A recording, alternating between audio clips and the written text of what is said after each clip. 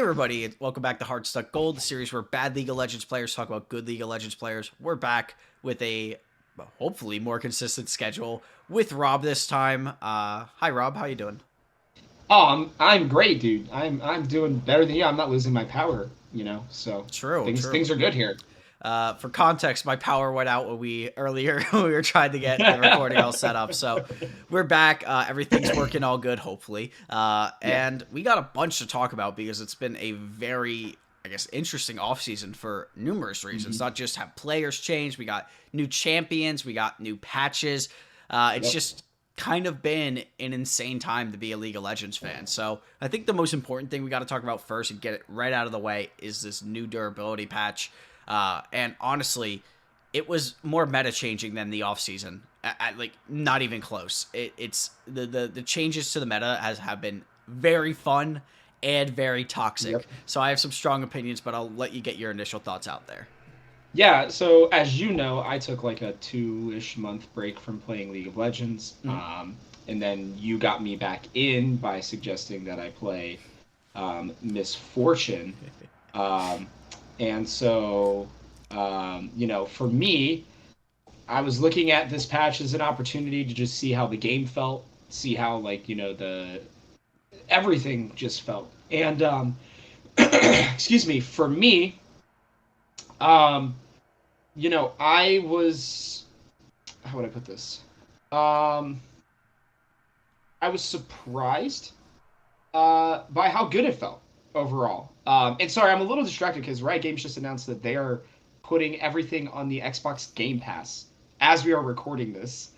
Um, don't know why that matters, but What they're are doing they? it. What are So they putting on Game Pass? Like, what do they have? every single game that they have is going to Valorant? also, yep, everything. But like, Everything is does that going to mean Game console? Pass. I would assume that means that this is the first step towards console. Sorry to again distract everybody. The Xbox Bethesda announcement's going, and honestly, I was just gonna have it on and not care. And then I see Mark Merrill from Riot Games. We're talking about League of Legends. I'm like, they're either about to do something really big or they're just gonna announce something kind of big. I mean, So that's I cool guess though. I guess you can, for all the Xbox people, you can play League on the Game Pass now with your friends. I guess I don't know why that would matter when they have their. Oh, oh, they just announced this. Okay, this is where we're kind of breaking news on this. If you have the Xbox Game Pass, you get every champion unlocked for free, What?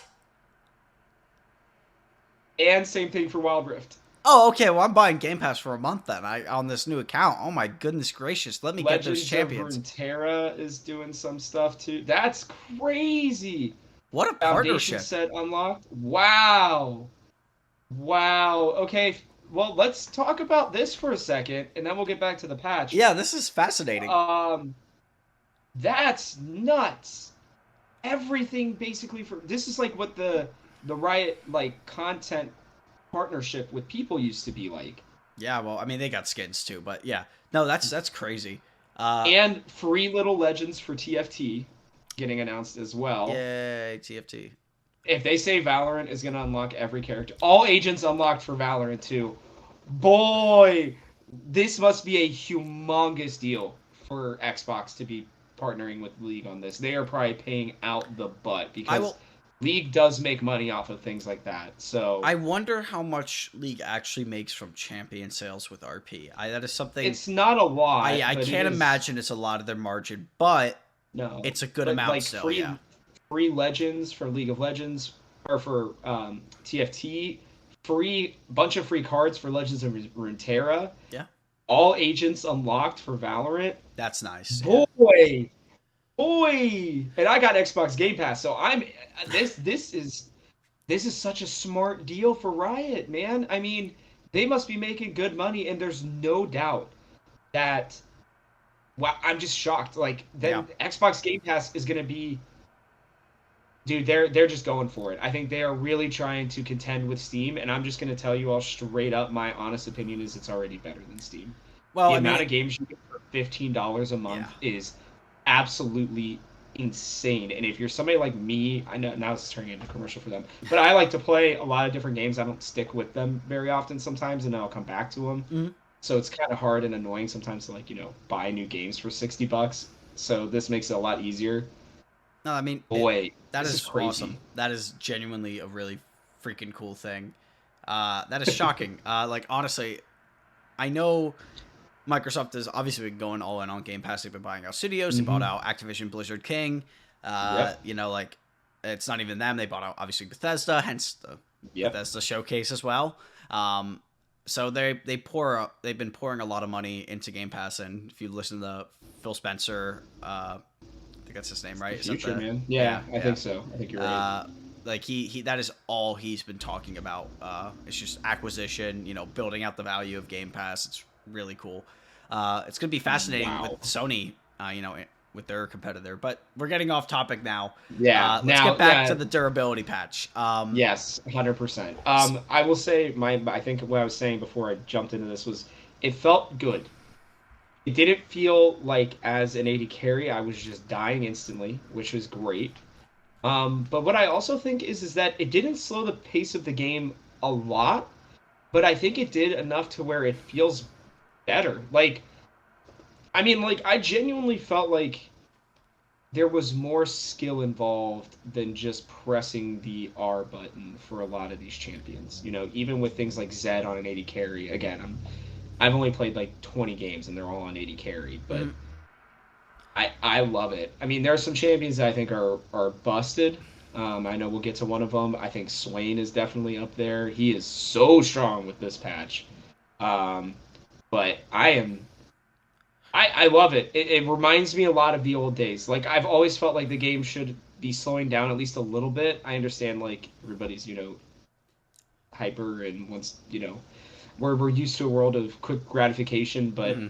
I think I think League making this change is massive, and I think it's just the player base, like the really hardcore player base, has been wanting this for forever, and I can't wait to see pro play at like NA and EU levels on it too. I know there's been LPL games, I just haven't had the time to And some watch them yet. academy So and college thrown in yeah, there. I've watched a little Academy. Those Yeah, games were good, but yeah, it's a lot of the meta that you'd expect. High prio on Wukong, for instance. hmm A lot of Cog Lulu Vayne. and yeah, Vayne coming back in the mix a bit. But I think that kind of is. You mentioned the game not really slowing down too much. I really beg to differ. I think we the in this pat on 1210 in particular, before a lot of these characters were nerfed, all these late game hyper carries were absolutely broken. Kale was Yes. absolutely broken. Vayne was Yep. absolutely broken. Kog'Maw was Yep. absolutely broken. Kassadin was, I'm pretty sure, was pretty viable. I might be wrong on Cass, but like my point is like a lot of the Nivea as well. Like all these late game annoying characters were just really strong on 1210 Yep. because they just were able to scale up for in much less punishing laning phases. Tower diving in particular for characters like Kale. If you can't hmm tower dive Kale, that is disgusting. Like because Yep. towers would three shot you.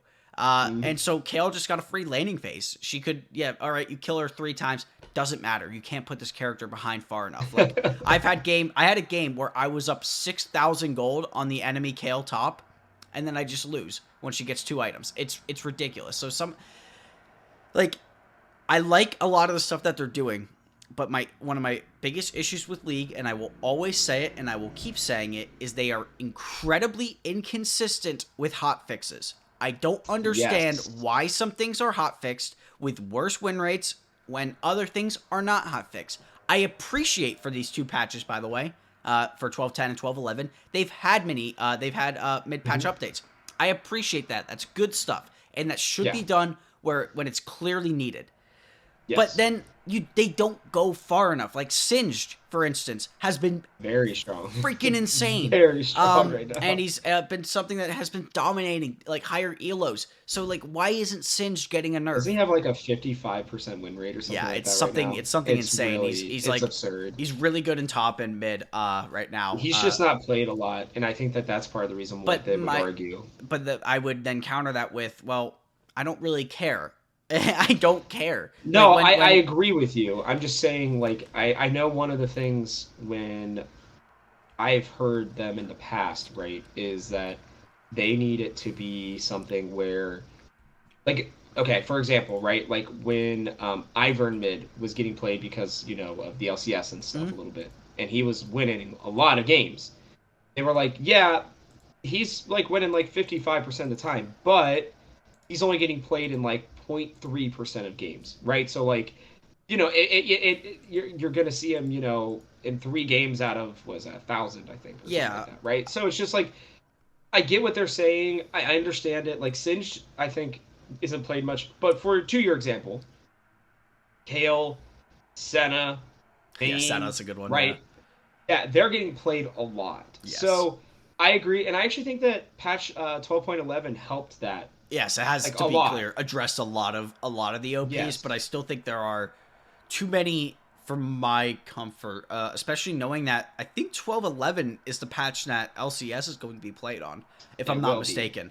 Yes. So I mean, like for instance, like all they nerfed on Wukong was slightly his clear when his damage is still insane and he's Insane. insanely Insane. tanky. His So it's cyclone like, specifically yeah, like I is don't very, like very strong. this you've been seeing in everyone that's played on 1210 for competitive stuff, like high insane pick on Wukong priority, like first pick almost every game, and then they just like reduce his E damage by like 20% on monsters. Sure, it's a nerf, don't get me wrong, but it's like Wukong's ability to team fight is truly what makes him broken, not his clear speed. It's good, don't Yeah. get, but And it's if they not, and if it's like not if far they took enough. the AD ratio down on his R, I think it would help. I think they And need to not address to his get too much into tankiness. the new.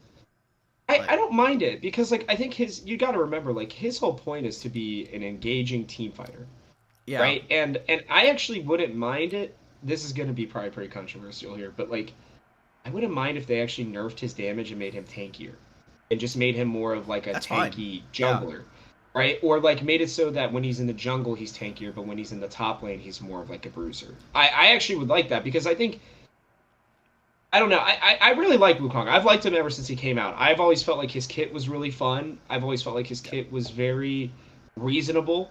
I think giving him the double cyclone knock up, And jump and over the wall now, which is a yeah, jump W, over wall, which which is was huge. crazy.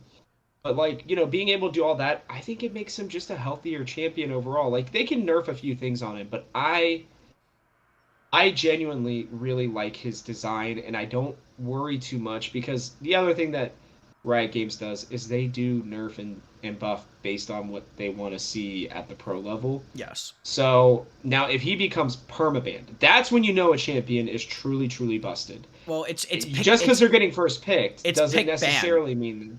No, Is it pick ban it's right now pick in the it. LPL? What we should do? Yeah, in general, in across almost everything. I haven't watched LPL Okay. yet, but from the Okay. academy games I've watched, from the collegiate games I've watched, it's pick ban.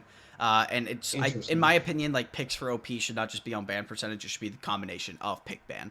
So No, if for sure, something's for like a sure, for sure. 90% pick ban, Yeah. then that's a little bit OP. No, And for and sure. like you look at examples that we were just complaining about, like Senna, for instance, and just Oh, she's normal so strong right normal now. ranked is So last strong. patch was a 18%. This is plat up. I'm using Yeah. new.gg, but yeah, it was 18% pick rate with a 30% ban rate. So this is in like ranked games, not competitive. She's at Like nearly a basically, she's in 50% pick almost ban. every Yeah, like game. Yeah. yeah. So like that's disgusting. For instance, like Yeah, so that can't happen. like that should never happen.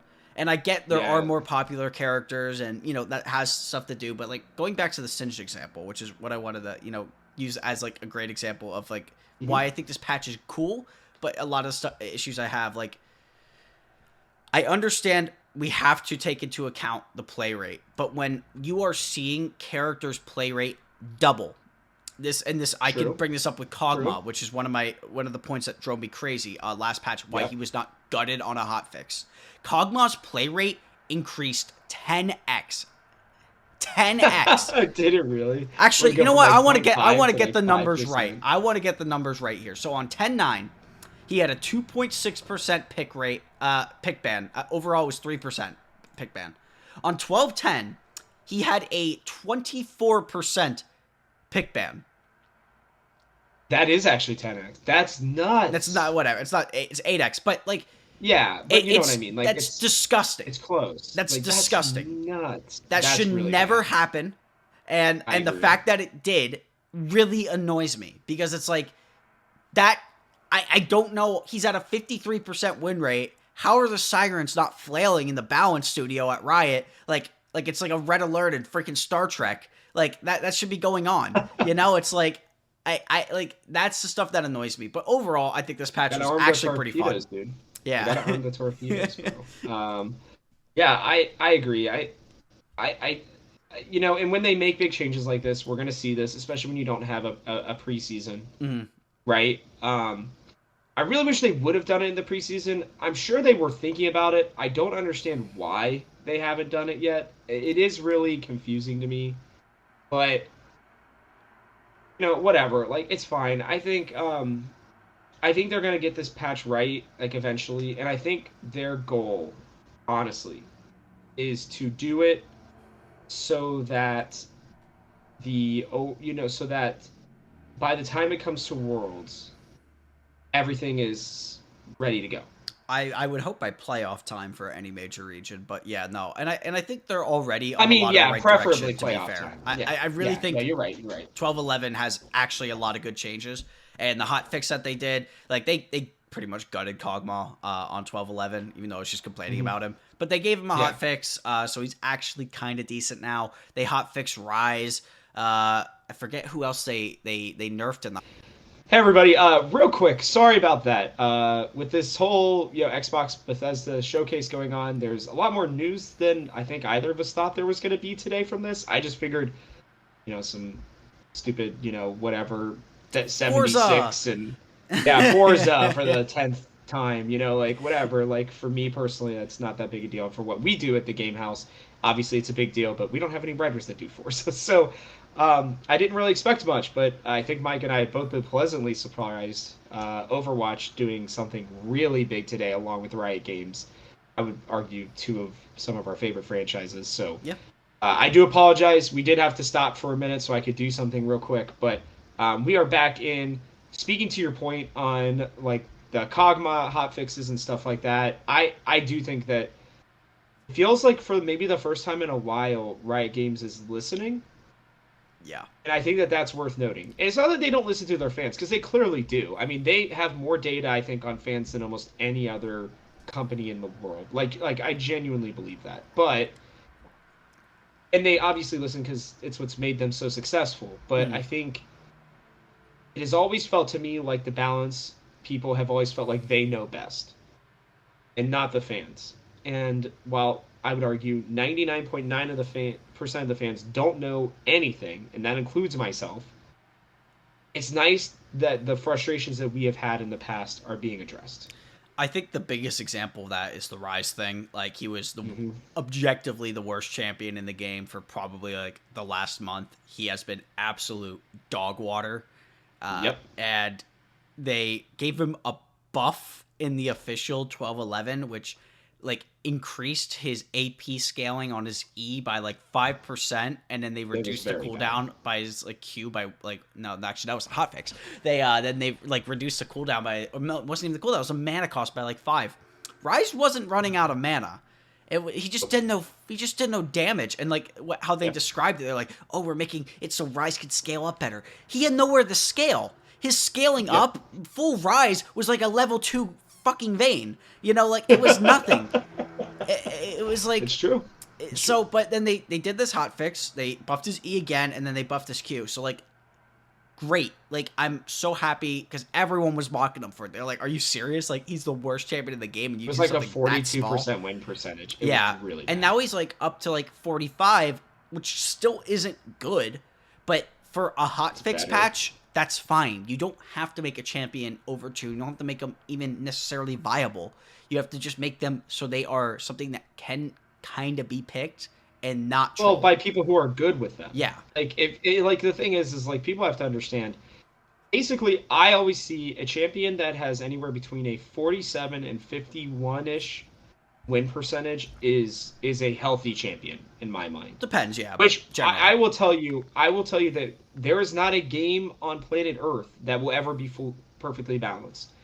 League normally has most of their champions within that range. Most of them, the majority, right? I mean, and it's healthy for a game to have stronger picks and weaker picks, right? And then you have those ones in the mix. But the bigger problem was with this patch is it was so significant. Really didn't give people that much time to kind of figure things out before they had to do the second patch anyways. I don't know. I think it is. I think it's genius. I've always felt this way about Riot. The one thing that I've always respected is that they're they are the ones who set the model for you have to patch consistently. And Oh yeah, so the fact that they're willing to do it, the fact that they're willing to be consistent about it, I'm just really happy with this with these two patches, dude. Like I really am because the game didn't feel as much fun when I was grinding it before. I'm still losing way more than I should be after my incredible 9-0 win streak with I saw Misfortune. that. I saw that. Yeah. Oh, yeah, it's not been good lately. Especially she got nerfed, so it's not been She didn't get nearly as nerfed. good. I thought she got nerfed. No, She went down in win percentage I pretty think she just went down in significantly win lately. percentage because matchups are probably worse, just based on some of the Well, champions. that and honestly, people for some reason aren't running her Comet. When Yeah, I you don't run know her why. Comet, you I just think yeah, comment on it's her's ridiculously good right yeah, I now. think it's been like press the attack or something. I'm Yeah. like, why are you doing that? But anyway, so yeah, I guess the last bit here is we're very happy with the patch. That I can at least, and it sounds like you agree. We can tell that they're listening Yeah. and that they are trying to make this game feel a little bit better. And after the mythic item rehaul that you hated and Yeah. I don't think it a really lot of did other people I anything. know hated. I don't know that it did much. It did bring some cool champions that hadn't been seen, like Udyr is, I think, the prime example of a champion that finally got something out of it, and I like that they're trying to do that. I personally didn't have a problem with the mythic item changes because everybody's like, well, it's basically the same thing. I'm like, okay, then fine, like whatever. I don't miss half of those items anyways. We all know Zanya's is the best item in the game, and it doesn't matter. So, um, True. so yeah, so I'm very excited about it. But we got some other stuff to go into. Yes, we do, and I think the one that we have to talk about is Bel'Veth, the new champion, who Mhm. I don't know if she's enabled week one for LCS and LEC. I don't see why she wouldn't.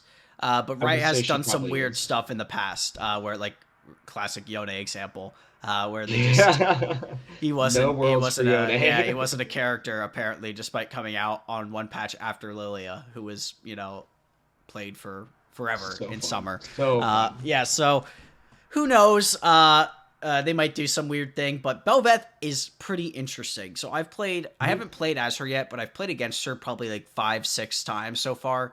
And I think she's really weird. And I kind of like her.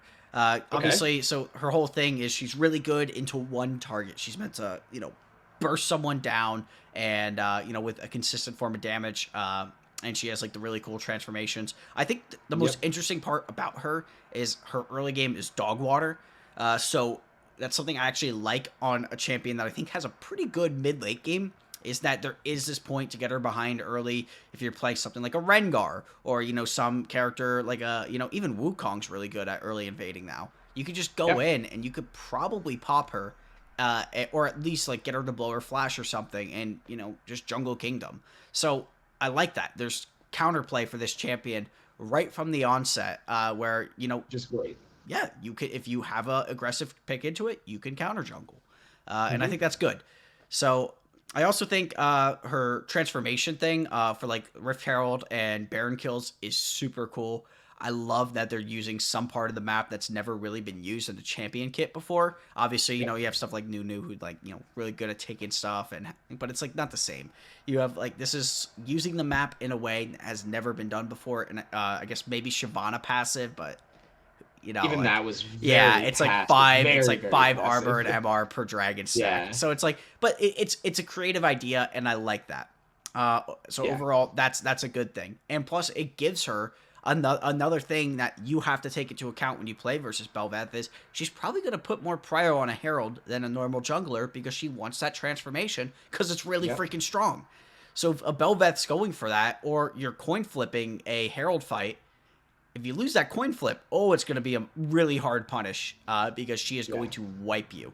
So I don't know. I think she's really cool, and I think she's probably a little bit weak right now. But I always think a champion's pretty weak at launch until more data comes in. So until more data comes in, I'm gonna hold back my opinion. But in the games I've See, I feel played, the opposite. I feel like she's I not feel that like good. most of the time they're too. I feel like most of the time they're too Well, strong. But I think early lately, data still shows that their win rates are pretty bad. Well, yeah, So because people don't know what they're doing. But I yes, which still is think why they're I'm strong. caveating Yeah. that. I actually think ever since Set, I think Set was the first champion to really come out that was like really really weak that I can remember like in a long time because they'd always overpowered him.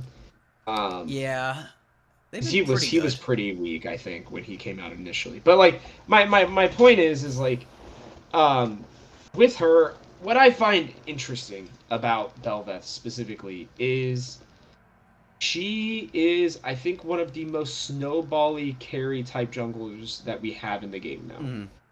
which I think is good. By the way, I know that there are some people who are like, "Oh, that's terrible. Why would you ever do that?" And I'm like, what gives the junglers like if an let's say I don't know like an LCK jungler, you name whoever, I don't care, Canyon, right? Picks her. You know that he is going to try to carry.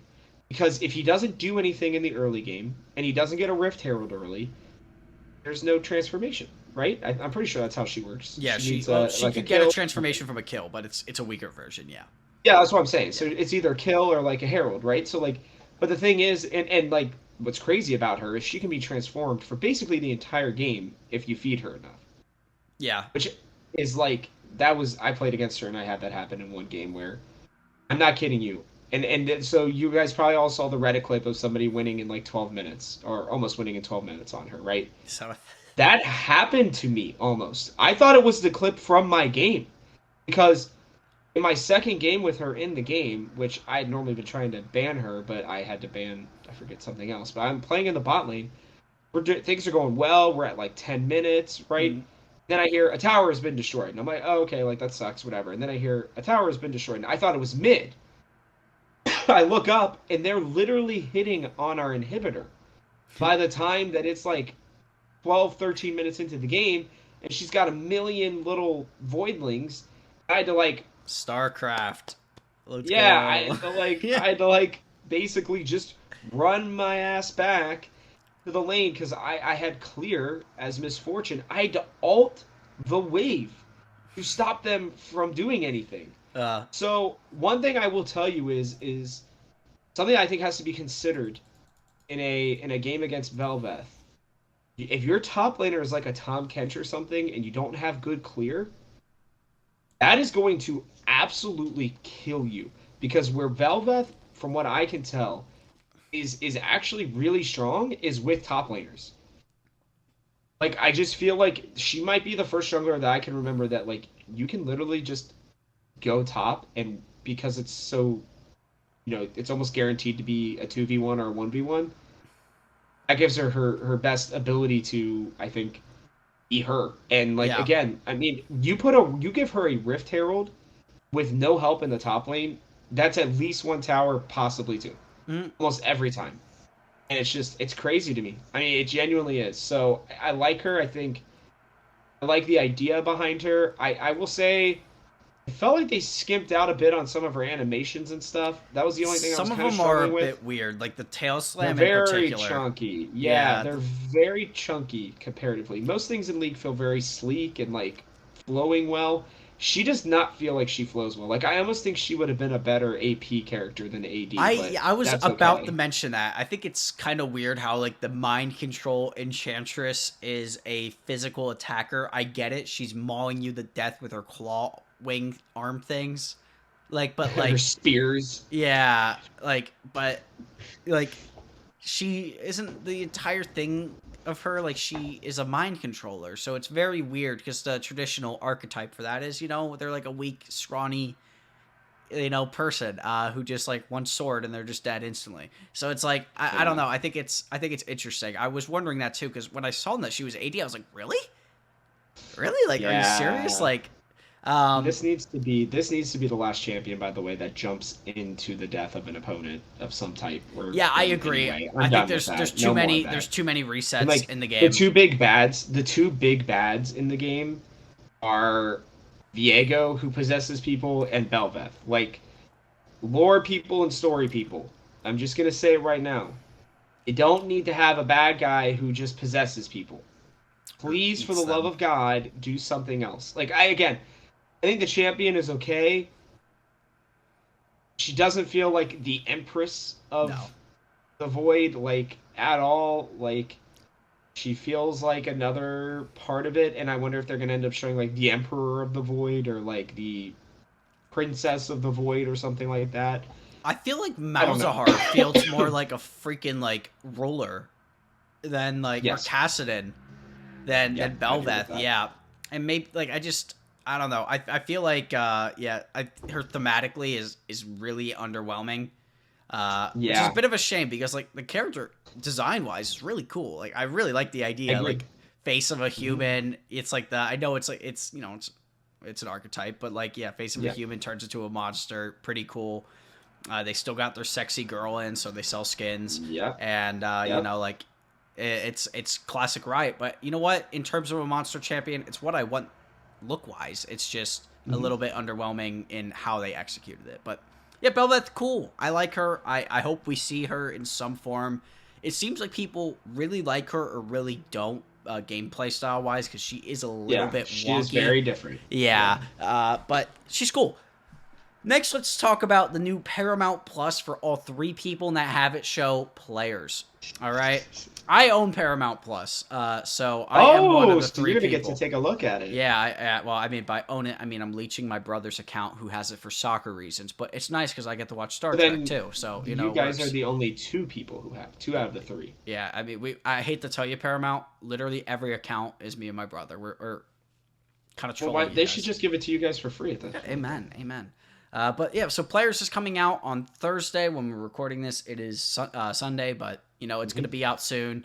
And you actually have had some early access, Rob, some I special have. insight I to the show. have. And I by the time this is have. released, all the disclosure shit is Embargoes and good. stuff. So Yeah, Rob's yeah, all good yeah, to talk about it. But what have your yeah. thoughts been? So yeah, it's cool. So on Monday, the day after we record this, I will be having a review come out. So the embargo lifts, I think, at like 3 a.m. Eastern on Monday. So I'll be doing that, which will be great. But the first, I think they're doing it episodically. I don't know if they're going to just release all 10 or if it's going to be an episode per. Mm-hmm. I don't really know, but it should be coming out on Paramount Plus on Thursday. So Wednesday night, Thursday morning at again like 3 a.m. Eastern or something like that. Mm-hmm. And I'll say this: go read my review because it's going to be pretty extensive. I've been taking I have like 15 pages of notes or something like that on it. If you like League of Legends,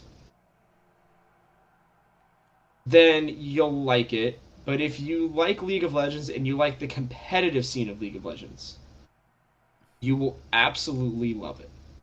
It is really cool. It's really well done. I believe the main actor's name is Misha Brooks, playing as Trevor Cream Cheese something, whatever his last name is. Mm-hmm. Um, Great, well done. Like annoying gamer boy type player character while also having a lot of really good insecurities that I think are well addressed in the show. I'm not as impressed with the person who plays the young upcoming organism. Um, he's getting better from what I've watched. I haven't finished the show yet. I'm on the last episode. Um, but yeah, it's good. I mean, I have yet to give any episode less than a 7 so far as a League fan. Mm-hmm. For anybody who is not a fan of League of Legends, which you wouldn't be watching this show or listening to it anyways, if that were the case. If anybody else is asking you about it and they're like, I don't know, an Overwatch fan or a Candy Crush fan, then no, this show is probably not for them. It deals with people like them, people who may not understand the game, and it talks about that, but yeah, it's not about them. So I'll have a spoiler-free review coming out on Monday, tomorrow. I still got to write it all, but it looks if the ending is as good as I'm hoping, um, this is my first time, by the way, ever having this kind of an opportunity. Like I've never had the opportunity to rate a show or anything before. Mm-hmm. I'm leaning towards it being like a 8.5 so far. I don't know. It could be a 9 if they land the ending. I think, but Definitely not a perfect show, but it sounds like they're planning on doing more than one season, and that's what excites me. I think they're doing a good job of setting things up for a different season. So um, we'll see. We will see. I would definitely highly recommend that everybody who is watching this show and everybody who's a League of Legends fan at least give it one episode. That's what I would Yeah. say. Um, Preferably 2 to 3 because I think the second episode's not that great. I think the third is where it really starts to hit its stride a little bit. But yeah, it's a fun. It's really interesting, man. I mean, I can't spoil too much because I'm not allowed to like do anything outside of give my non-spoiler free review about Mhm. it. But like, I really genuinely think that if people give it its chance, that they'll like it. The style is interesting. You gotta understand that they're trying to do it like it feels like a cross between a documentary and TSM Legends. It's a mockumentary, yeah. That's Yeah, exactly. And it is funny. It's not hysterical, but it has plenty of funny moments throughout most of the episodes. But it turns into a bit of a drama, which I kind of like, honestly. I think what's interesting is that you mentioned that you don't think it's for like non-league fans. I think that's like an interesting thing because when I heard of this Agree. show announced, I thought it was going to be The sort opposite. of like the what's the F1 show that everyone loves on Netflix. I don't I know. don't like Drive the Win or I haven't seen something, it, Race but to Win. yeah. Yeah, I don't know. I've never watched it, but like that got a bunch of people in the F1 Hmm. who were never into it. So when I heard this announced, I was like, oh, they're doing the F1 thing. That's the idea, but they're gonna put it on Paramount so 3 people can watch it. So like that was, and it was interesting to me that they even first of all just they put it on Paramount when Netflix already is pretty good with Riot. Arcane's obviously a thing. They're doing a show for the making of Arcane. They had a documentary Hmm. about League of Legends before Arcane. So Yep. it's interesting and that it's on this to begin with. But I don't know. Like that was kind of my impressions when I saw the trailer, and I also was like, oh, this could be super cringe. Like I'm a dedicated hater, so when I see something like I'm just You're like, oh definitely no. going to hate on some parts of it. There's Yeah, no and doubt. There and will be people who will find parts of it cringe, oh, but and I kind of expect that though, and I don't think that's necessarily wrong. It's just like that's the style that it's going for, and there might be points where I have to pause for a couple seconds and just breathe because it's just too cringe, and then I have to go back to it. Because I can't even like watch a show like Curb Your Enthusiasm without having to pause at points because I'm just like, oh my god, this is just so oh, cringe. yeah, Or like like, when Michael in the office is telling all those kids that he's going to pay for their college, like, yeah, or was going to. Oh my God, I yeah, can't get through it anymore. It's just so hard to watch that. But yeah. It's a secondhand embarrassment aspect, yep, So like, yep. I'm happy to hear though that at least if you're a fan of League or the competitive scene at all, it's going to be enjoyable. I think also what's going to be interesting is to see, first of all, just the viewership of this. I don't know how well the show's going to do. Like, I don't know what's a success for this show. Like, 'cause, I mean, frankly, LCS viewership isn't there, so it's going to have to rely on, some European fans. And I don't, to my knowledge, the rollout for Paramount Plus in Europe is awful. I have I heard can't say I this. know. I have heard this. The reason I know this is because Star Trek. I've heard it's awful. Like you can't even watch the new show that's really good in many parts of Europe, which sucks. So I wonder. I don't know if it's just like licensing stuff. I don't know how it all is, but like I wonder if it's going to be an issue going forth with this show that European fans who want to watch it legally at least aren't able to. And I think that sucks, like if they're not able to watch the show that they want to watch, like well that blows. So I Yeah. think it's gonna be interesting. I hope it's good. And it's cool to see that they have like, the personalities in there. They have like, the casters. They have Yep. Arrow playing the Well, they even ADC. brought back.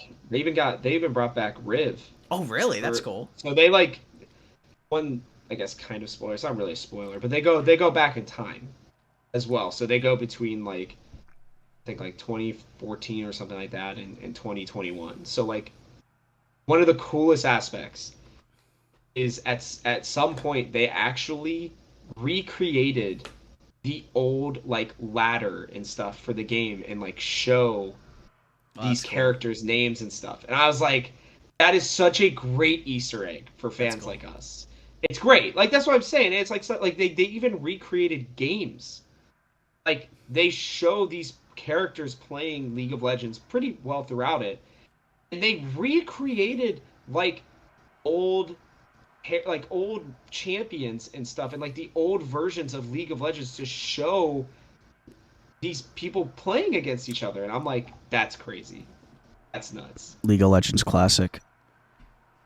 It could. I It mean, no, wouldn't surprise me if it comes at some point. But that's cool. No, that right still has those builds though. I think that's like, and Oh, clearly it was they, insane. Yeah, yeah, and they even like they used footage from like old championships and stuff like that. It's crazy. Again, I don't think I'm spoiling or ruining any embargoes. These are just very minute details, yeah, but like it is just so cool to see. And those are the parts that like tell me that it was made for people like us. Like they even use verbiage, right, from like League of Legends. Like they talk about lane swapping, within the characters, and they talk about different builds that they're trying to do, and they like, yeah, I could go on forever, and I'd probably end up spoiling something. So I'm hmm not going to do that. But all I'm saying is that if you are a League of Legends fan, especially one that has played for anything more than 5 years, you are going to love the things that they do. Like it feels like they literally were just like, screw it. This show is for our fans. This is not like Arcane where it's great, but it's made for like also the general public, right? yeah. This show is, in my opinion, this show is not that.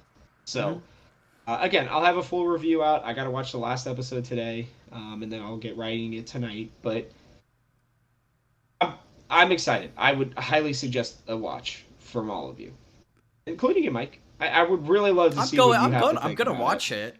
It's Yeah, just gonna be, I don't know how much I would enjoy it, and I hope I enjoy it. I hope I do.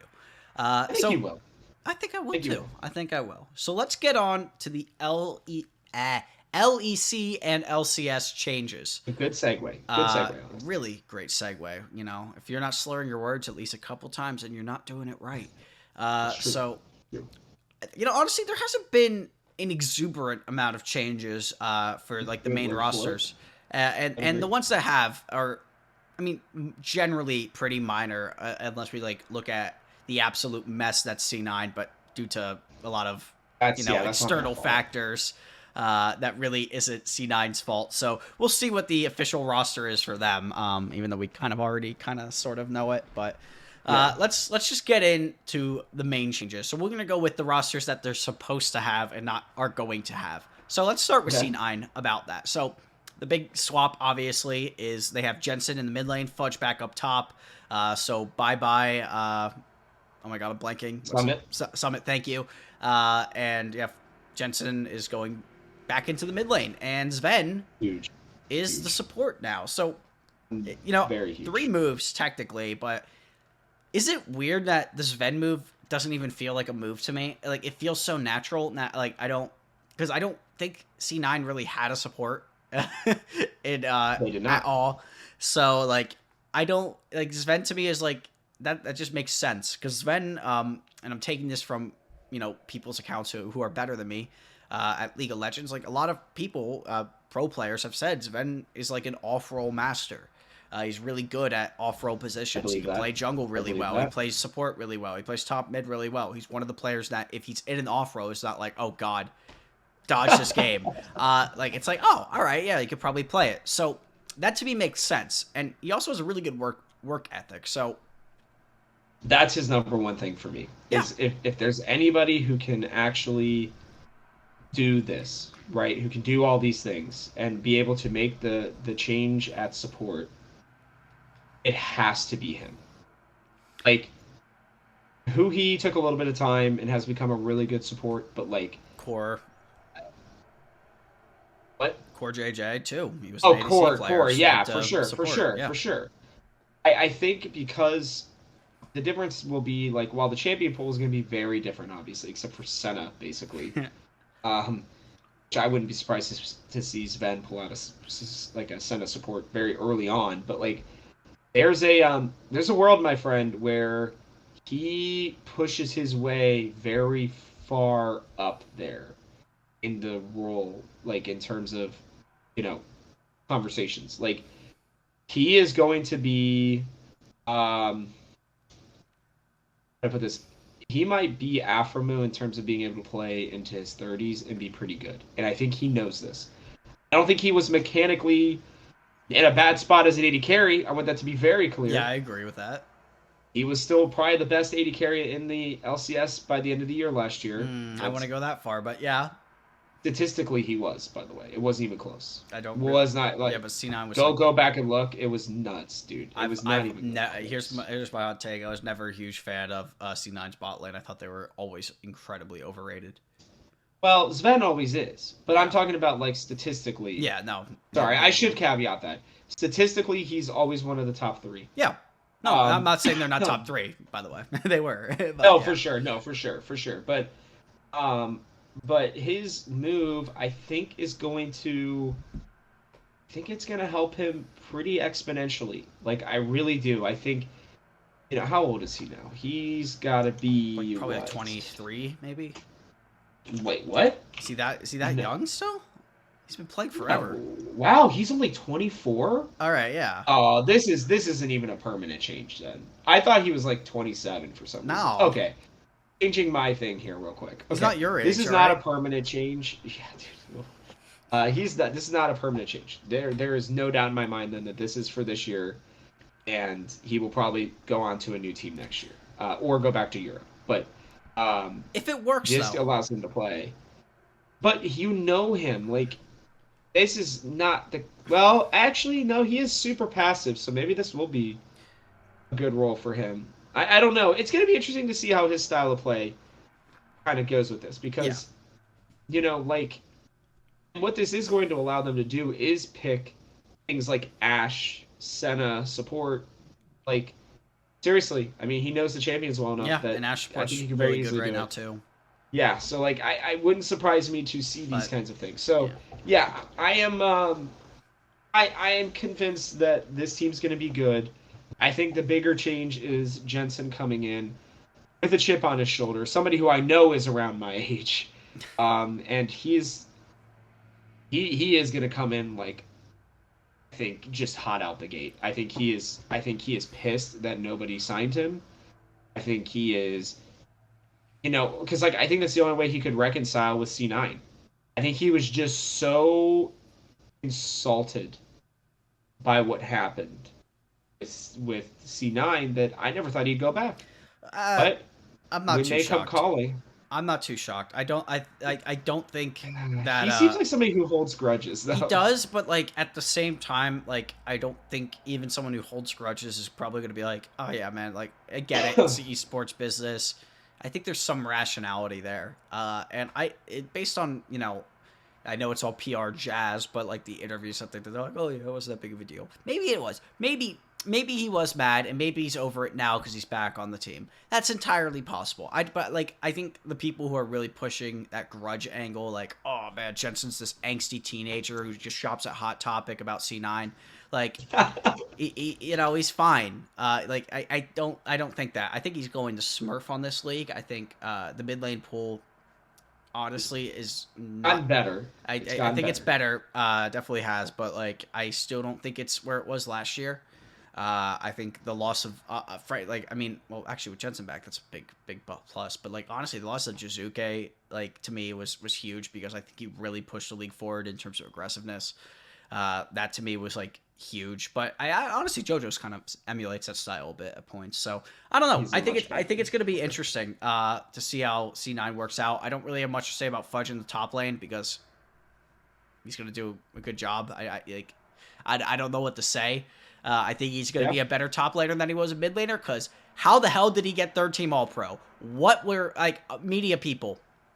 What were you doing? This is a direct call out. Your votes were awful. Terrible. Ouch. If you really thought he was the third team all-pro, please just find a different job. McDonald's is hiring. Like, I don't understand. When the McDonald's route. Like, genuinely, do you see a world where he was third team all-pro? Hell no. It doesn't. There's not a shot. He got it just because he was on C9. That's literally the only reason he got it. He didn't carry any games. You're talking about Fudge, right? Yes. No, for sure. I don't get it, man. Oh, for sure. Well, we didn't vote for. I I know don't we think did it. Fudge I made our know we top three. no. He didn't. He I don't didn't even make think it we made close. our I think top he three. It was was like like fifth. Bjergsen. What was it? It was like Bjergsen, Takui, and Abadage. I think were our three. I Something believe like that. so. Yeah, we put Takui up pretty high. And then he I just think got Takui deserved it. To shat be on by fair. JoJo in playoffs. But yeah, Well, yeah, that's because JoJo came one line. yeah.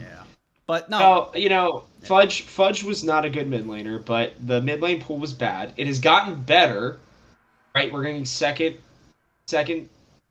on a split of Bjergsen being back. I think that's good. And I think this is a good segue into one of the other major players that got added. TSM bringing in Maple, one Let's of the go. absolute goated in terms of like minor region players, probably of all time.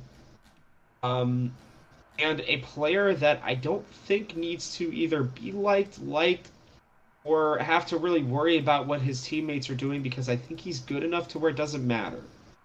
It sounds really dumb, maybe, but he understands the game at such a level that I think only really maybe Bjergsen, Jensen, Santorin, people like that, Core JJ, like those are the only kind of players who understand the game at the level that he does. And it's like my argument has been in multiple shows now, so I won't dive too much into it, but like if TSM were able to go 4-5 with Takeover, can you imagine what they can do with I even said this, I think, in Talking TSM that's coming out tomorrow.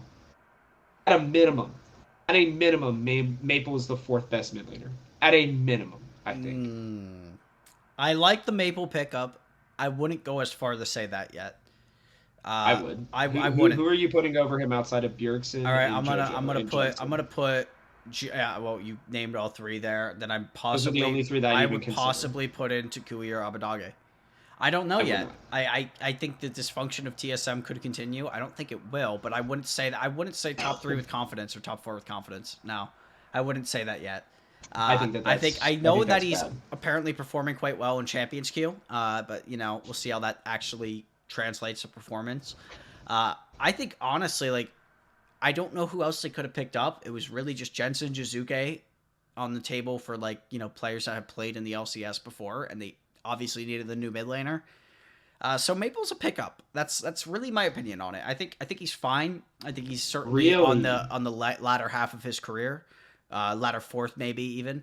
Uh, and I think what, man, Maple saw the opportunity to get some good bucks and play on a team that honestly Well, has a chance for Worlds.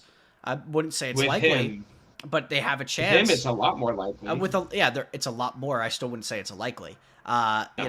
And I think this TSM roster is pretty good on paper, especially with the real support in Mia. I hate Shenyi. I'm gonna say it. Shenyi sucks. He's terrible.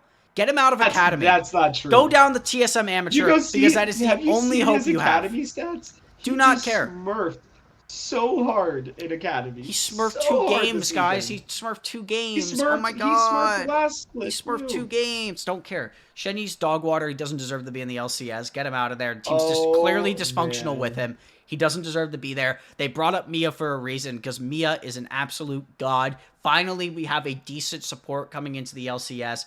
Actually, we have two good supports that came in. Thank God. So the LCS support pool has actually become decent now for the first time in what feels like forever. So yeah, TSM, you know what? Good job. I actually think they did a good job in this offseason with realistically what could have been done. I actually think the Mia signing is great. I think Absolute it's S tier okay. signing. The Soul is Maple. the S tier signing. Soul is the S tier signing. Dude. Did you see how Soul played? Yes, but this sample size is so good. low. Who cares? I get, dude. Who cares? Like, Why not get excited? it's one Why weekend. not It's allow- one weekend, dude. I know you Okay, guys so are to down the low. same- I know TSM fans are low. They sucked at Academy. They sucked in the LCS. And you had one weekend of your Academy team performing well. You guys now think you're going to win, like, the World Series. Like, I get it. No, But, no, like, do you understand how hard it is to carry Hyper? when he's not on Lee Sin. Hyper actually, It's I think, tough. performed pretty well in the game that No, I he was watched, at least. terrible outside of Lee Sin. I If you watched one. watched the I game, it watched was one probably the game. Lee Sin game. I don't remember. I watched It like was one probably game the on Lee the Sin second game because monitor. he absolutely popped off on the Lee Sin. It must have been that game then. But okay, well, here's my thing on TSM. You're absolutely right. There's a world where they could make worlds. There's a world where they don't even make playoffs. That's how they did it last split. It's going to happen They're again. gonna This make split. playoffs. We'll find out.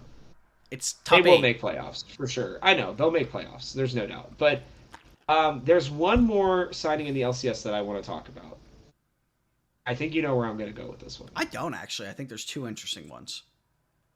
There's only one that I care about. I think it's Kenvi. You know what? That's not where I would have gone. Where were you going to go, Gamsu? No, Oklahoma? I was gonna shit on Stixay. Oh, that was a joke. Who cares? They're just saving up their money for their new facility. True. True. I mean, he's already on a contract as a coach. Yeah, like, I hate that's that exactly what's happening. I hate the the way. 6A move so much, but It all right, doesn't matter because let's talk about Kenvi. Let's talk about Kenvi. I think IMT is a very interesting team to me. I agree. Because I know you're a big Ignar fan. Lost, I think, is being back with Power of Evil is going to give him some familiarity, so it's not going to take as long for him to get back to it. Right? I think Ignar is somebody who could make Lost look a lot better. Because Ignar is pretty solid in lane. I think Power of Evil finally getting a jungler that's not Xerxes, who can only play 2 or 3 champions every split. Envy's a beast, and Revenge just has to become at least as good as Kumo. Which is just don't cost your team the game. And I think you will win games. But Revenge is always going to play an aggressive hyper carry style. That's what they For always sure. put him on. But what I'm saying is just don't lose the game. Yeah, I don't care what style he plays, just don't lose. That's a it. lot harder when you play a coin flip style, though. That's kind of my point. Like, Kumo plays like they put him on Ornn duty, and that's like, dude, don't in on Ornn. And he's like, yeah, all right. I know. I'm just telling you, if that's what if IMT are intelligent, which I think there are some people there who are, then they're just gonna tell Revenge, this is the Kenvi Power of Evil and Lost show. This is not the U show anymore. You have not proven anything, in my opinion, that of significance. I'm still questioning why he has a job in the LCS and why he is kind of their face of the franchise at this point. Continuously pushing him out there, which makes no sense to me. I hard disagree with you on this. You like Revenge. I like Revenge a lot more than you're giving him credit for. What? Absolutely. Whoa. Absolutely. Whoa. Wait. All right. I'm going to go through all the other people in the league at the top lane. I'm not saying we're going to play this game. No, we're going to play this game of if he's better. Okay. Actually, you know what? I'm going to go through. No, because I don't think even. Would you rather have Tenacity? No, yes. actually. Would you rather have Darshan? No. Maybe. Probably not. But no, maybe. No, because I'd rather have Bradley. I would much rather have Bradley. Fuck no. I don't want any of these absolute dog waters, especially Tenacity. Oh my goodness gracious, that guy's a bench warmer to the max. Like, get him out of here. Revenge. This is such a bad take. No, this is not a bad take. Revenge is probably the most underappreciated player in this league. And there's a reason why almost every single player and coach respects him so much more than you do. Who respects him? What do you mean? I've not heard a single thing. Dude, you really have never seen like the amount of coaches and players that talk about Revenge? Really? I've heard his solo queue experience. His solo queue is like he's a smurf in like solo queue. He's a smurf in champions queue. He was a smurf in Korea. Like, I mean, he went and duoed with Impact in Korea at the beginning of the year. And Impact was like, oh my god, this guy's really good. Oh, that's why you like him, because I like Impact. I mean, but no, but like I don't understand where the Revenge hate comes from. He plays a coin flip style game, and he has a coin flip style performance. Obviously, you know, you want that coin to come up more. He's not a bin, you know. He's not like someone who can just absolutely play aggressive out of his mind and win. But like Revenge playstyle means, yes, he could shit on Bwipo one day, and then he's gonna get absolutely shit stomped by Kumo. Okay, hey, real quick. I'm gonna give you 2 different players. One of them is Revenge, and I want you to guess which scoreline is Revenge's. Okay? You're gonna like. No, I just want you to guess. All right, player number 1. 40 kills, 52 deaths, 58 assists, 1.9 KDA, 52.4% kill participation. Did win in lane, kind of. 44 gold difference at 10 and 106 experience difference at 10. Basically even CS, right?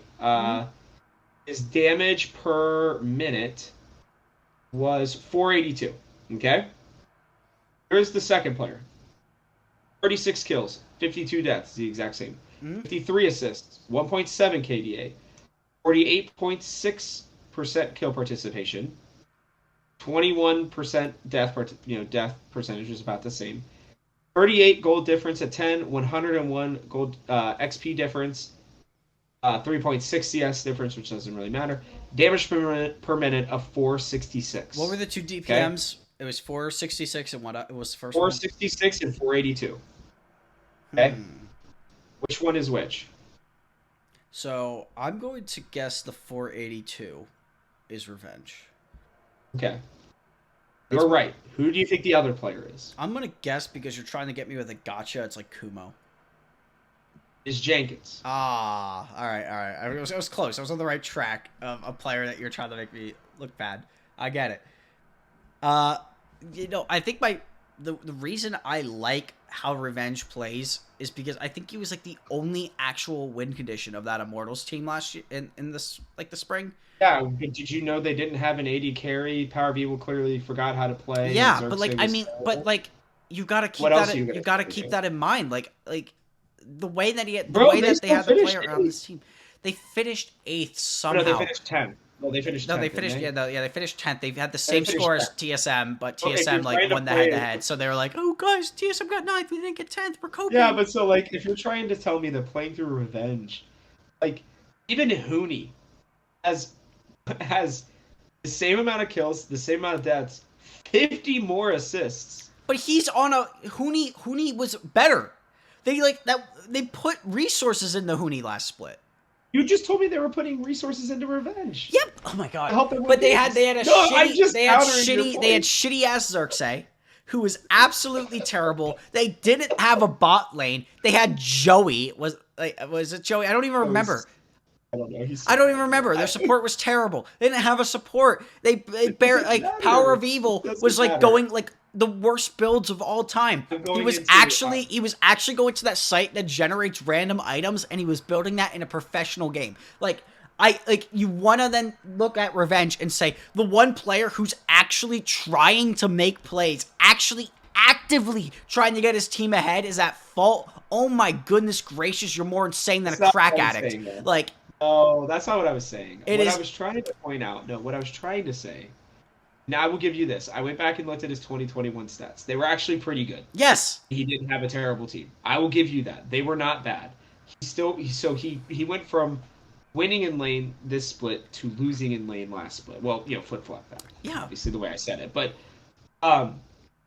he actually had basically the same stats as Hootie last split. You know what? But I'll make a bet. I will tell you this much. Oh. I'll make a bet. By the way, we did the trivia question unintentionally. Oh, there we go. I bet Revenge will be better than Dokla, Gamsu, Licorice, Kumo, and Someday. What? You are out of your mind. Someday was arguably the best top laner in the LCS last year. Here we go. I am. So you're saying that he's going to be the best top laner in the LCS? No. Did I say he was better than Fudge, Whippo, Impact, or Hootie? No, but my point is Someday was the best top laner in the LCS against all these same people. And who got absolutely exposed? Ooh. Not Someday. It was all of 100 Thieves. The whole of 100 Thieves. So my point is, I think Revenge is good. Is better than Dokla. Yes. I think he is. Actually, I think he's more interesting than Kumo. Yes. I put him even with, if Gamsu plays the way he should, I would put him even with Gamsu.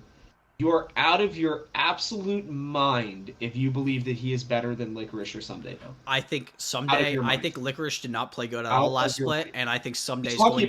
I think Someday's going to stats here. fall off. I got the stats Licorice right here. inted whenever it mattered. He inted. He ran it whenever it mattered. Licorice along with the was rest of Golden Guardians. Licorice was arguably the second best laner The in Golden the Guardians LCS. would get ahead, and then what would happen is the entire team would then equally decide the int. So, like, yeah, True, Licorice had a good true. laning phase. So, like, but I don't really He was, care. no, but listen to this. You got to understand this, right? So Summit had the best stats. Right, so we're gonna do this real quick. Yeah. Sorry, everybody. This is actually I'm loving this discussion. So, again, and I use stats a lot. Like I still use what I see with my eyes too. By the way. I'm a stat nerd like too. stats. But it's like Yeah, I just feel like it. I feel like Revenge is one of those players that stats does not tell the full story. I think Hooney is one of those players. And I agree. I agree with you on that. I love Hooney. He's like I love him so much. I agree. And so like, but when I see like the hate that a player like Revenge gets, like especially last split, when I just see the dysfunction with that team, and I at least like I would rather have a player trying to make plays than just not try to make plays. And Revenge was doing that. He had some shitty moments. Like I can remember some moments where I was like, "What are you doing?" But like when I don't know. I'm just gonna keep saying it. When there was nothing going right with the team, and he was just trying to be like, if I can just get ahead a lot in top lane and I'm going to play a style that's probably not safe, that I know I'm going to get ganked, I know I have a high chance of getting TF ulted or Rise ulted on, but I'm going to take that risk because if I get ahead, then at least we have a win con. I don't see an issue with that. Here's what I'm going to say is, so Licorice's stats are about the same as Revenge's, except for he had like 20 more assists. Relatively negligible, okay? Yeah. The goal difference at 10 for Summit was 424. The second best player in the LCS by over 150 gold difference, which is half an item, right? Yeah. Was Licorice, 275. XP difference. It goes, again, Summit at 348, Licorice, 234. CS difference at 10 was 10. Question. Licorice. Counterpick the percentage. Third closest player, 37%. For so whom? pretty low. Licorice. Yeah, what about Revenge? I'm curious. I don't know actually, which one I'm asking. 50. 50?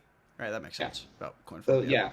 So like what I'm saying is even Someday dude was pretty close, honestly, to Revenge in terms of like laning stats and then obviously like overall stats.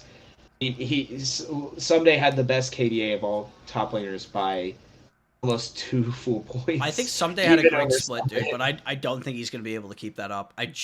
All I'm saying is while we loved Summit, right? Summit went 63, 58, and 80. Okay, so 63 kills, 58 deaths, 80 assists. Someday went 60 kills, 30 deaths, 99 assists. Now his counter pick rating was high. It was 78%. So that absolutely helps. Do not get me wrong. His laning stats were he basically went even every time. He just was better. So again, I will give you that Revenge is maybe the third worst in the LCS. I'm not going to say that he's any worse than those. But like if you're seriously going to tell me, I will even give you Gamsu out of respect for you. I will give you Gamsu. I will say that he is the 7th best top laner. But if you're going to try to tell me that matters enough compared to what Kenvi is going to be bringing in, right, which was my whole point initially, I think you're crazy. I think Kenvi's I think Kenvi's an addition. I think he's an average middle-of-the-pack jungler. I don't think he's actually ever going to exceed average middle of the pack. I disagree, but but that may also be because, and I think this is the discussion we need to really be having. It's because the LCS has leveled up. This is. I feel like this is a discussion that we always have, and then we beat T1 once, and we don't beat G2, and then we go like, "Hey guys, look, the LCS leveled up." I mean, was that LCS series against the eventual RNG winners better than the? Oh, T1 I mean, G2? Absolutely. The G2 match was absolutely. Yes, did EG actually have a chance to win that series? Yeah, and G2, I don't think had a chance to win any second. Like I don't No, like they it like was. had I think maybe 5 minutes of actual time, game time that they were close to winning. Yeah, My point is that was disgusting. the LCS has leveled up. Yes, There but are 5 legitimate teams playing for Worlds. It's not like there are 1 or 2 good teams and the third team is just a throw-in this year. who do you? I'm gonna ask you an early prediction. Who do you think your 3 teams, if you had the, if you were doing future bets, and you bet 3 teams to make worlds, who would they be? And I know it's like DLEG for sure, and then I think it's any of 100 Thieves, C9, or TSM, and I think it really just depends, you have to honestly. pick. But I'm going to pick. I'm going to assume that Berserker and Sven are back in the bot lane, and I think it's C9. All right. Um, if Sven and Berserker are not, I'm gonna go Homer pick. I'm gonna say TSM because I think 100 Thieves could be exploitable, and I don't think just 100 don't. Thieves is making worlds. I'm just putting it I out agree. there. I mean, I think it's TLEG for sure, but that doesn't mean that the LCS is worse. It just means that the other 3 teams behind them are just not as good as those 2. I think there's a chance TL doesn't even make worlds. That would be tough. You know, Who do you have then? Wait, I who would, do you have then? I said a chance, not what I would. No, Go I know, with. but who do you I have? would definitely go EG. I would definitely, God, I swear my gut is telling me that C9's gonna make it too. I just have faith in that team. I don't know why. I'm not even a huge fan of the C9 roster. Like, ever since I've said this before, ever since they removed all those legacy players, I'm not a huge C9 fan. But C9, I would definitely go with. And then it would probably be between TL. Yeah, I'm going to go TL. I'm going to go C9, Yeah, TL, I mean, EG. it's between Yeah. because it's realistically, and I think Parth said this recently, and I do agree with him. It's realistically between 100 Thieves, C9, TL, EG, and TSM, in my opinion. You could maybe find a world where FlyQuest accidentally No. find their way in there, but No way Fly. I think would there's a take- better it chance would of Golden take- Guardians or Immortals. what are your power rankings? I We think gotta Fly, do I this. think Fly is probably the worst team in the league now. Maybe besides Dig. Maybe No. besides Dig. No. Wait, what? Yeah. Okay, how much time are we at right now? 'Cause We are at like 20 minutes from the initial recording, and we're at about an hour now. But you know what? I think my point is that I think there's a lot more has changed this offseason than a lot of people are giving credit for. I think a player like Pride Stalker is probably going to find some weird jungle meta with all the new changes because I think that's where he's going to excel. You know what? Here's a hot take. I would take Pride Stalker over Kenvi.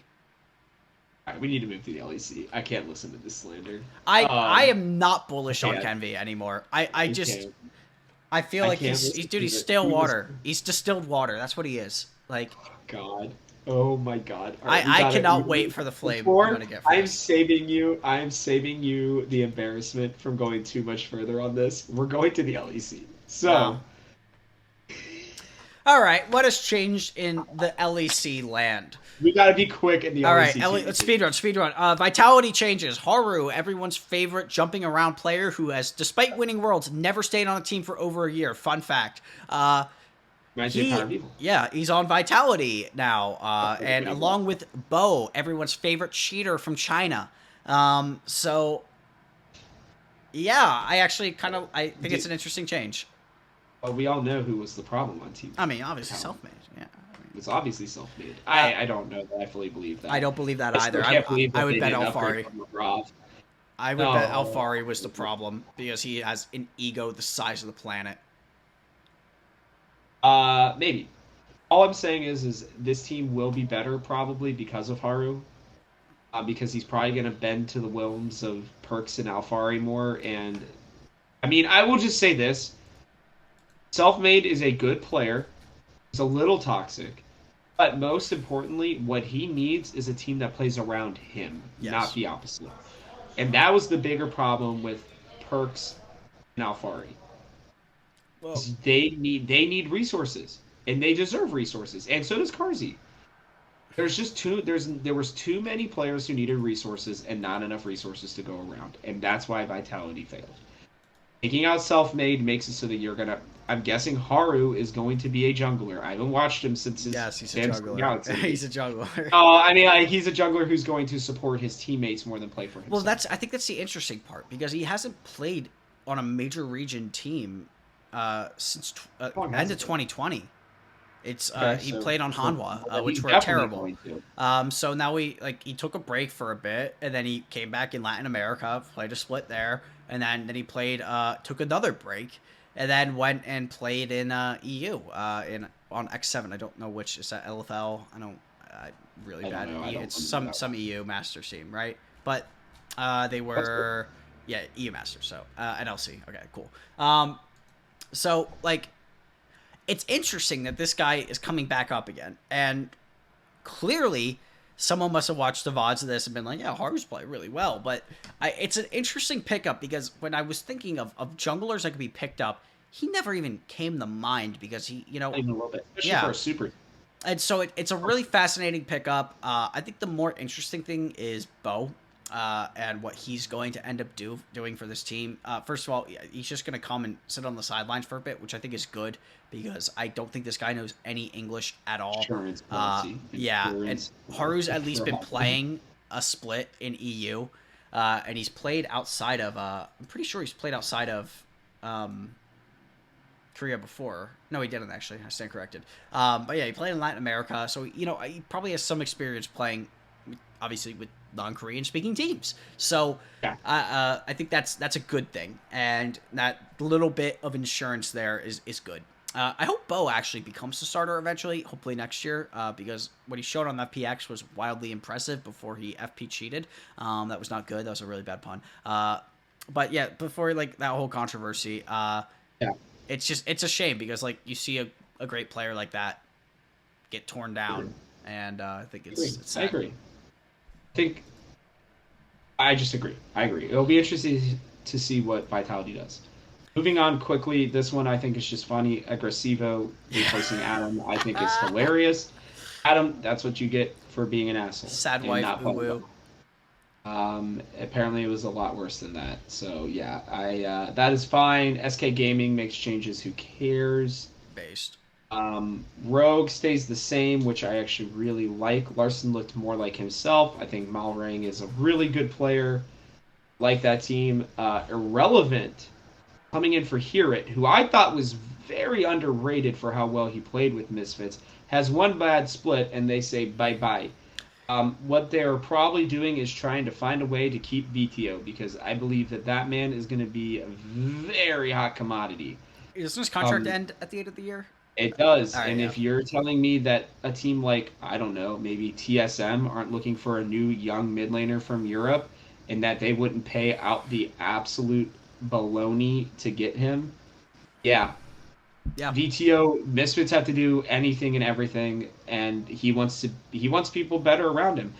Their biggest mistake was letting Razork go.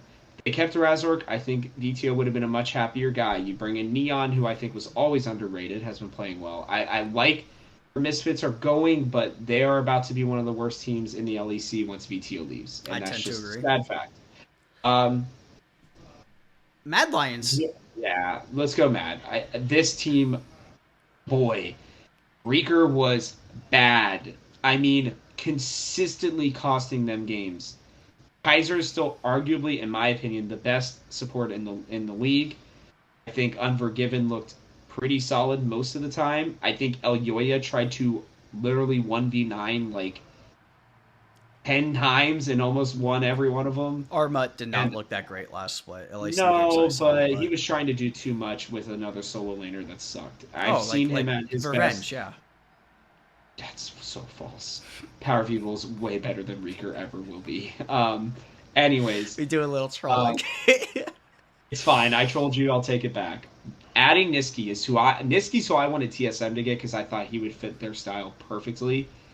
Didn't really consider Maple all that much, so I'm okay with either option. Adding Niski to this Mad Lions team, somebody who has so much experience, somebody with a chip on their shoulder because they got replaced by Humanoid on Fnatic. That freaking Fnatic Mad Lions games are going to be nuts. And not just that, I Hot take here. I think this moves Mad Lions into second place in the LEC. Ooh, Behind that is Fnatic. a hot take. My thing is like Niski obviously is not a very flashy player. He's not like he doesn't make the game about him. Makes the game for his team. And I respect that. And I think that facilitating style is going to help Mad. I don't know if it pushes them that high. I think Imagine it's going to Elyoya. make them. Imagine Elyoya with Niski. They're going to make playoffs. But they're not. I don't know if they go I much bet you further. they finish top 3. I bet you they finish top 3 in the regular There's a season. chance, yeah. I wouldn't rule out the possibility. They're an absolute playoff team, but I don't know. I want to see them a couple weeks first before I'm going to go that far yet, because I like bet you they take out Fnatic in their first meeting. it's possible. That's I how hope they do. confident I am. That'd be spicy. I want the story. I want it. Gamers 2, Same everyone's team. favorite, Love them. absolute Love this team. chokers. Love this team. True, Dude, but call them 21 Pilots, all right? Because they made the song Choker. I know, that was good. That was really well done. Thank you. Okay. I see you. I love this team, dude. Broken Blade was so freaking underrated, and he finally got a chance to shine, and I was almost in tears. I was so happy for him. When you get off TSM, it's really easy to shine. Not when you go to Schalke. Yeah, true, but I love Schalke, so don't you dare speak ill will on the dead, all right? Argamas, I did not realize was as old as he was, which was interesting, so it makes sense that he's actually played pretty decently. I think he's the first one gone at the end of the year. Blacked is I don't think they replace I don't think they replace their bot lane, dude. I think Targamas has solo carried them in games, like genuinely. Like some of those first EG games at MSI, dude, Targamas he was good. He was very good. But then he really started choking. Yeah, so. Yeah, Blacked is I think good as well. Also a surprising player for how long it took him, for how good he is, how long it took him to get to the LEC. Just shows how good the LEC system is, honestly. Yeah. Caps is clearly back. I mean, I don't care what anybody says. He looked outstanding almost the entire time at MSI, almost all of last split. He had a chip on his shoulder. I love it. Yankos is still, I almost would want to say underrated. I think people just really kind of don't talk about how good he actually is. They took for granted how good he is, yeah. Yes, that is perfect wording. They took for granted how good he was. No, Yankos is one of the most cerebral junglers I've ever seen in the West. I think he's up there with Smithy, SM's new academy coach, who is helping that team be great, by the way. He did make some pretty good draft decisions. But regardless, Yankos solid. Not much to say about G2. Fnatic, same team as well. Hopefully they don't choke, because I think that team is really fun and really, really good. I think Upset might be has a chance to be able to eventually challenge Reckless for best Western jungler, at least mechanically. However, that man is unbelievable. It's not just that he doesn't die. You mean ADC, he right? Still gets in there. Yeah, at Yeah. ADC. Yeah. He's not even. It's not even that he's just not dying, because like part of that's his team, and Hilly will gladly die every time to keep Upset alive. I think Hilly embodies nearly perfect support. But boy, when Upset says, "Hey, he just sees the game so well. He knows when his opportunities are, and if he doesn't see them, he's just not going to take them." Some people are like, "Well, that's bad," and it's like, no, it's not, because like they're going to win more games than not with that mental style, and especially with Humanoid, who is more than willing to help his team be good. It's just this team is like nearly perfectly built. You have this great top laner with plenty of experience. You have Razork, who is just, I think, very underrated still for how good he really is, and is able to move around the jungle. You have Humanoid, who plays for who's a better version of Niski, and he can carry as well. And then you put in Upset and Hilly, who I don't know if there even is an argument. They are the best bot lane in the West. I love it. I love this team so much. I love them. I think they are so fun, and I'm excited to see them at Worlds. I think it's Sorry. I think it's fascinating about like a lot of people. Not a lot of people, but I saw the argument that like maybe Fnatic was like the best team in the LEC, and it was just G2's hot streak. And I think that's a fascinating argument. And I think it's going to be interesting to see this team, because I do think this is a world. Fnatic is obviously a world's caliber team. I think it's going to be. Oh yeah. I don't really Oh yeah. particularly care to watch them in the LEC because I don't watch a lot of the LEC. Honestly, I'd much rather watch Yeah. LCK as my second region of choice. But like, I want to see these guys at Worlds because they're, from what I've watched, they are fun. And I want to see these guys play versus some Korean or Chinese teams. I think it's going to be really fun. So, Agreed. yeah, Fnatic's a cool team, and I hope they don't choke. I do too. Excel stays the same. I actually like it. I think Marcoon is pretty good. I think Nuke Duck and Finn are vastly underrated. I think Patrick is also underrated, and I think Mickey X, his revenge tour continuing. Excel will finally win a playoff game now. Yeah, I hope they do. Excel is a really easy team to root for. And they're a good team run by good people. Yes. Young Buck, I think, is a great coach. Love it. Last team here, real quick, and then we'll make our. I liked this idea, making our predictions for the 3 teams that make Worlds. And I want to talk about the league a little bit since we've already gone over. It's going to be an hour and a half show. We'll probably cut it in half. I think might be the best idea. Who knows? We'll do whatever. But Astralis, I don't hate what they've done. I think giving Vizichachi another chance is like whatever. If you can't get anybody else, actually, White Knight really wasn't that bad, but Vizichachi I think is a cool pickup. Xerxes is, again, I think terrible in outside of his 3 champions that he picks every split to be very, very good at.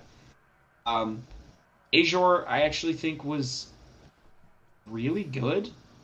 I watched a lot of his games. I was like, this guy can totally carry with a better team around him.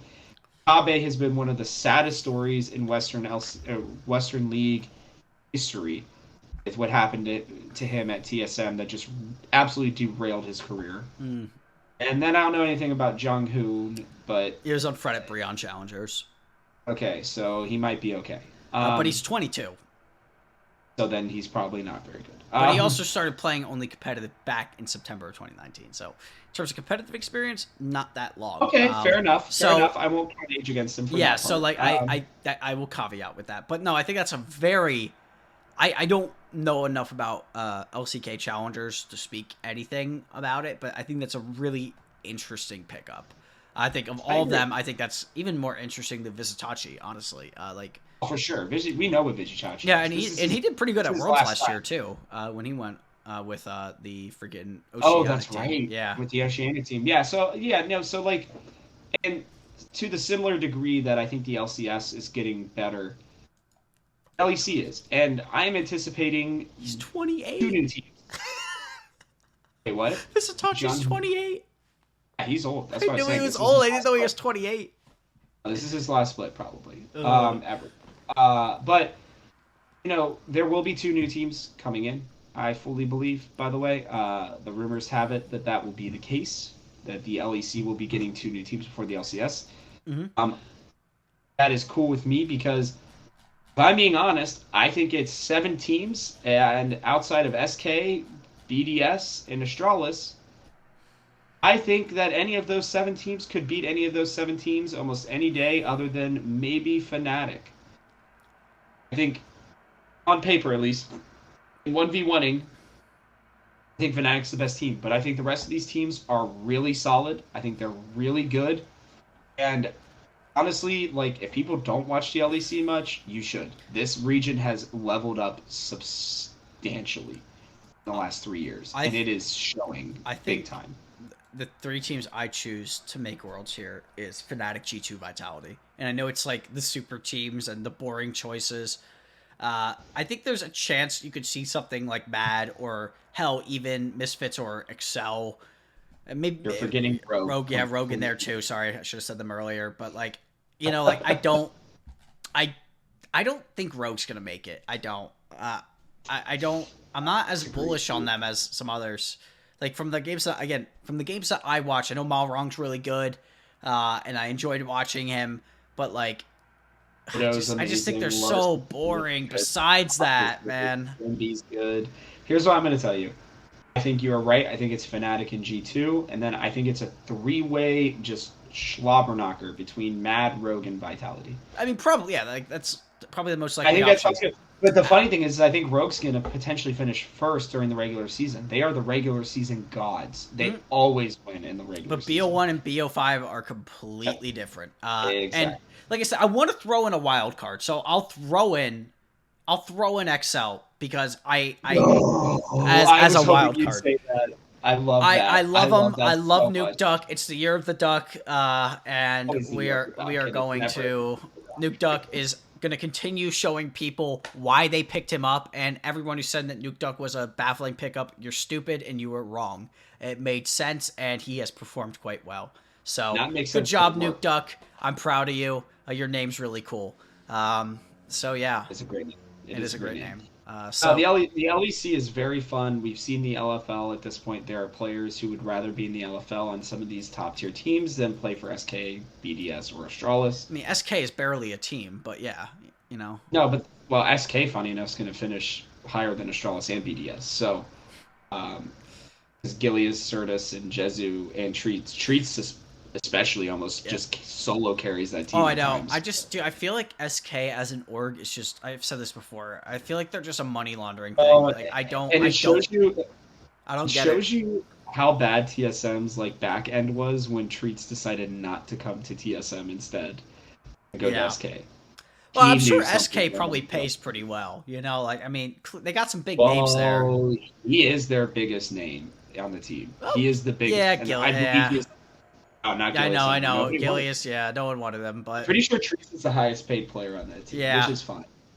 I don't know. I Wait, think, is JNX just Gen X? yeah, I Is think that it really is. what it is? Wow, he really changed his name because he was tired of people giving him crap. Yeah, Fair enough. uh, Intelligent. which is like I don't know. BDS to me is just so boring. I would have so much preferred Schalke than BDS. It's so sad. Like I hope BDS actually does something in the future, because like Oh, that team is just really weird. yeah, like At least they got grabs though. yeah, no, Is that's good. what I was gonna say. Like on paper, when you looked into this year, you looked at it as like a year one build, right? And you got Grabs as your coach. You got Adam from Fnatic, so you got like a big name there. Snappy. You had and like you had He's a good something, right? And it's so sad because it's just like this team just they're actually the distilled water. That's what they are. I take it back, That's actually Astralis outside of Dejor, but that's okay. but it's just Dejor is the only exciting player on that team. I But that's feel like okay. the low end of the here's a hot take. I feel like the low end of the LEC is just much worse than the low end of the LCS. I totally agree with you. But no one that's okay. but we'll never know because there's not a tanking worlds, which would be really fun. I would love that. I want to That see would be CLG. hilarious. The bottom to- three teams also go to a Yeah, Worlds. that would be so fun, man. Like That would be hilarious. it'd be so What if they like, did that instead? Wait, give me that instead of MSI.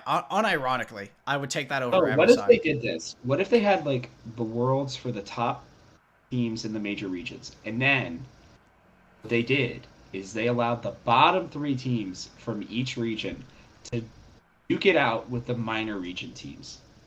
They'll never do it because egos. That would be They'll never do it. so cool. That'd be so fun. I know, but that's the reason we never see Academy versus teams or like LCS teams. It's all ego, dude.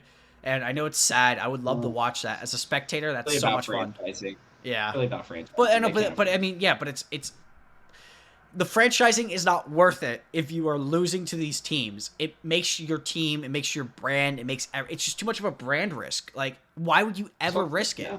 Why would you ever that'll play never versus happen. an LFL team if you're SK? You just be like, LFL, what a meme, like genuinely, that's how you have to treat it. Oh, you're not wrong. You're not wrong. So You it's are like literally not wrong. it's cringe, but I would love that. So I don't know. I think the both regions are pretty interesting.